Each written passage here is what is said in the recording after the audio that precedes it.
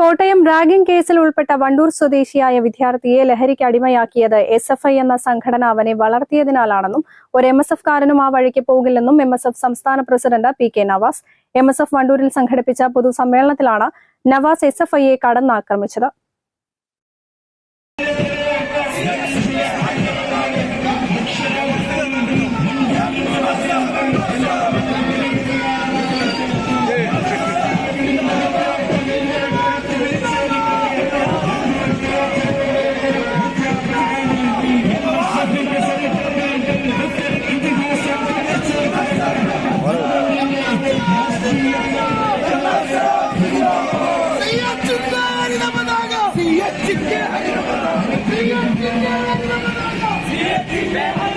വണ്ടൂരുകാരെ ഞാൻ നിങ്ങളോട് ചോദിക്കുന്നു, വണ്ടൂരിലൊരു ചെറുപ്പക്കാരൻ എങ്ങനെയാണ് ഒരുത്തന്റെ ശരീരത്തിലേക്ക് കൈകാലുകൾ കെട്ടിവെച്ച് അവന്റെ ശരീരത്തിൽ കോൺഗ്രസ് എടുത്ത് ആഞ്ഞുകുത്തുമ്പോ ചിരിക്കാൻ കഴിയുന്ന ചെറുപ്പക്കാരൻ എങ്ങനെ രൂപപ്പെട്ടു?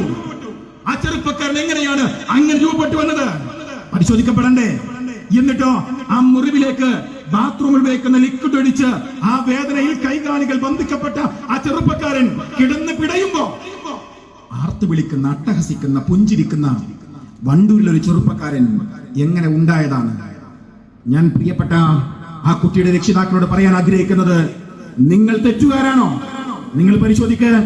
അവൻ വളർന്നു വന്ന പശ്ചാത്തലം ഏതാണ്? അവൻ ലഹരിക്ക് അടിമയാക്കിയത് ഏത് സംഘടനയാണ്? ഒരുത്തന്റെ നെഞ്ചകത്തിലേക്ക് കുത്തിയിറക്കപ്പെടുമ്പോ വേദനിക്കാത്ത ഹൃദയം അവൻ ആര് സമ്മാനിച്ചതാണ്? ആ മുറിവിലേക്ക് ബാത്റൂം ലിക്വിഡ് ഒഴിക്കുമ്പോ പിടയുന്ന ആർപ്പ് വിളികൾക്കിടയിൽ അട്ടഹസിച്ച് ചിരിക്കാൻ അവൻ എങ്ങനെയാണ് സാധ്യമായത്? ഒരു ഉത്തരം മാത്രമാണ്, SFI എന്ന സംഘടനയാണ് അവനെ വളർത്തിയത്. ഞങ്ങൾ ആവർത്തിച്ചു പറയുന്നു, ഒരു MSF-കാരനും ആ വഴിയെ പോവില്ല.